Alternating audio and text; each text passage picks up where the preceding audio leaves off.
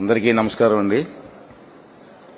పెద్దలు గౌరవనీయులు అశోక్ గజపతిరాజు గారికి, సోదరుడు రామ్మోహన్ నాయుడు గారు,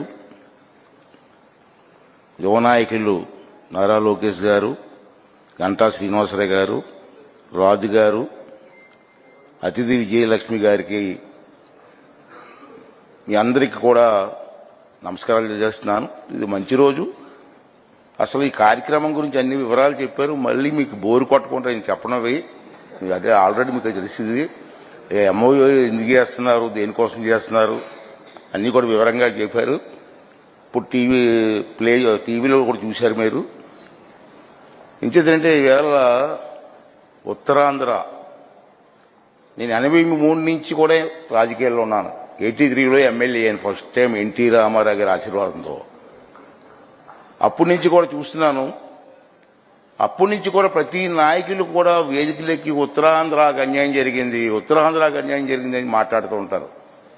ఆ రోజు నుంచి చూస్తున్నాను, నియర్లీ 42 years నుంచి. ఏ నాయకులైనా స్టేజ్ ఎక్కితే ఉత్తరాంధ్రకు అన్యాయం జరిగిపోయిందని మాట్లాడారు. ఇవాళ అటువంటి ఉత్తరాంధ్రకి మహా దశ పట్టింది. ఇవాళ ఎవరో ఊహించలేటువంటి కార్యక్రమాలు జరుగుతున్నాయి. మేము కూడా ఎక్స్పెక్ట్ చేయలే. ఎన్టీ రామారావు గారి టైంలో ఉత్తరాంధ్రకి గుర్తింపు వచ్చింది.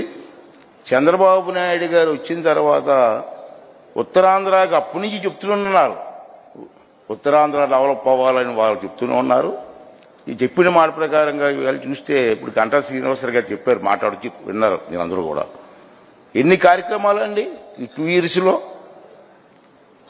రాత్రి పగలు కష్టపడి అనేక కార్యక్రమాలు తీసుకొస్తూ ఉంటే చంద్రబాబు నాయుడు గారు అతను నిద్రపోవడం, మమ్మల్ని నిద్రపోవనివ్వడం.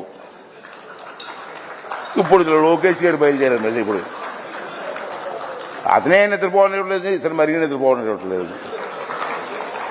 అంచేత ఏదంటే ఏదైనా ఈ రాష్ట్రాన్ని అభివృద్ధి చేయాలి.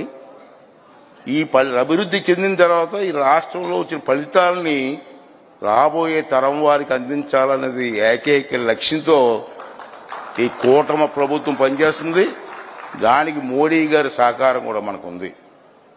అంచేత పనిచేస్తున్న నాయకులకు అండగా ఉండవలసిన బాధ్యత కూడా ప్రజలకు ఉంది.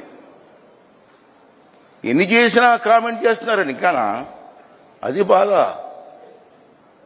ముందుకు వెళ్ళడానికి ఎన్నో ఆటంకాలు తీసుకొస్తున్నారు. ఇది పద్ధతి కాదు.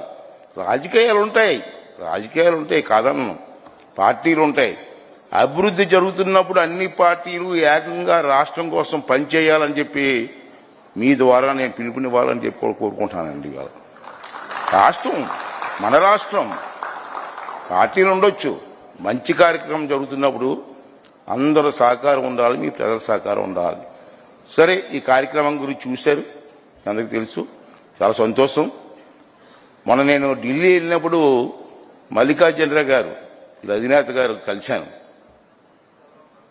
ఇంటికి వెళ్ళి కలిసాం సరదాగా.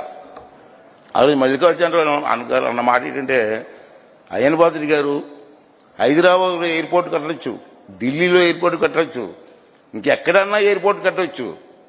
కానీ నాకున్న అదృష్టం ఏంటంటే నా ప్రాంతంలో ఎయిర్పోర్ట్ కట్టే అదృష్టం నాకు వచ్చింది చెప్పారు. ఎంత మంచి మాట అండి. ఎక్కడైనా కట్టవచ్చు మల్లికార్జునరావు గారు.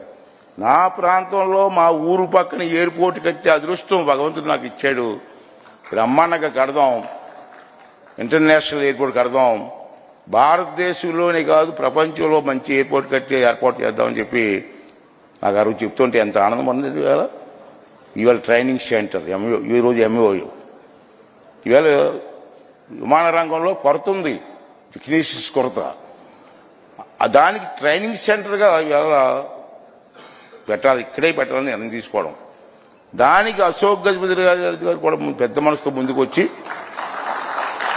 మాన్సాస్ ల్యాండ్స్ ఆ కార్యక్రమానికి ఇవ్వడం. అశోక్ గారి గురించి మీకు చెప్పవలసిన లేదు. అతని గురించి తెలియంది ఎవరికండి? పోసపాటి వంశం అంటే తెలియంది ఎవరికి? మనందరికీ తెలుసు. కాకపోతే నా బాధ ఏంటంటే అశోక్ గారు చాలా సింపుల్గా ఉంటారు, ప్రచారం అవసరం లేదు అతనికి. ఈ రోజులు మనం చూస్తాం 10,000 డొనేషన్ ఇచ్చి ₹1,00,000 అడ్వర్టైజ్మెంట్ తీసుకుంటారు. చూస్తున్న పేపర్లు చూస్తున్నాం కదా లోకంలో 10,000 రూపాయలు డొనేషన్ ఇస్తారండి. 1,00,000 రూపాయలు అమ్మో 10,000 రూపాయలు అనౌన్స్ డొనేషన్ ఇచ్చాను, 1,00,000 రూపాయలు అడ్వర్టైజ్మెంట్. మీరు ఎంత ల్యాండ్ డొనేట్ చేశారు అతను ఎప్పుడైనా ప్రచారం చేసుకున్నారండి? చిన్న కారు అండి ఇంట్లో ఉంది, ఇంత నానో కారు నూనో కారు అదే నేను చూసాను, ఇంత కారు. ఆ కారు కూడా ఇతను కొడుకుంటాడు, వదిలేసింది. వాషింగ్ కూడా ఇతనే. అంత సింపుల్గా ఎప్పుడు ప్రచారం కోసం చూడలే. నాకు బాగా గుర్తండి అతనంటే మాకందరికీ ఎందుకు గౌరవం అంటే, ఇందా చెప్పారు కోరుకొండ సైనిక్ స్కూల్ ఆ రోజు సెంట్రల్ గవర్నమెంట్ ఆ రోజుల్లో ఇస్తారని ప్రకటిస్తే ఎవరిస్తారో ల్యాండ్ అంటే ఎంత ల్యాండ్ ఇచ్చారని చూడండి, మీ అందరికి తెలిసి ఉంటుంది, చూసి ఉంటారు. దాంట్లో ప్యాలెస్ కూడా ఇచ్చారండి. ఎడ్యుకేషన్ కోసం వీళ్ళ కుటుంబం చేసినటువంటి విషయం చిన్న విషయం కాదు. కోట అంతా ఎడ్యుకేషన్ ఇచ్చారండి. ఇప్పుడు ఆ కోట అమ్మితే ఎన్ని కోట్లు వస్తుందండి? ఎంత ఎంత ఏంటండి? అటువంటి ఎడ్యుకేషన్ సెంటర్ డెవలప్ చేసిన కోసం వారు చేసినటువంటి కార్యక్రమాలు ఎవ్వరూ మర్చిపోకూడదు. అయితే ప్రచారం చేసుకోరు మహానుభావులు, ప్రచారం లేదు. అంచేది నేను కోరేది ఏంటంటే, సుశీల గారు కానీ, ఘంటసాల గారు కానీ, కోడి రామూర్తి నాయుడు గారు కానీ, ఇటువంటి పెద్దలందరూ కూడా విజయనగరం సంస్థానం నుంచి వచ్చిన వ్యక్తులే. అంత ప్రాముఖ్యత ఉన్నటువంటి సంస్థ మానస సింహాచలం ఎన్ని భూములండి. అటువంటి కార్యక్రమాలు చేసినటువంటి ఆ కుటుంబాన్ని ప్రచారంలో రాబోయే తరం వారికి చెప్పవలసిన బాధ్యత కూడా మనకుంది.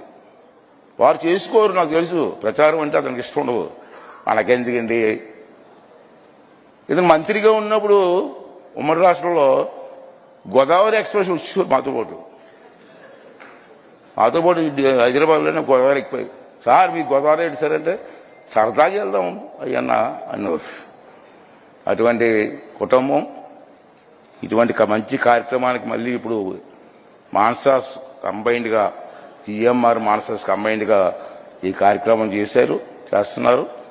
వారికి ధన్యవాదాలు తెలుపుకుంటూ, మరి మీరు అందరూ కూడా మన ఉత్తరాంధ్ర అభివృద్ధిలో మీరందరూ కూడా పేరు చెప్తున్నాను భాగస్వాములు అవ్వాలా. అది మన కర్తవ్యం. అభివృద్ధి చేసి రాబోయే తరం వరకు అందించవలసిన బాధ్యత మన అందరం తీసుకోవాలని చెప్పి కోరుకుంటూ, మరి సదావకాశం ఇచ్చిన మీ అందరికీ కూడా ధన్యవాదాలు తెలుపుకుంటూ సెలవు తీసుకున్నాను. Thank you. Please subscribe to Leo news for more videos.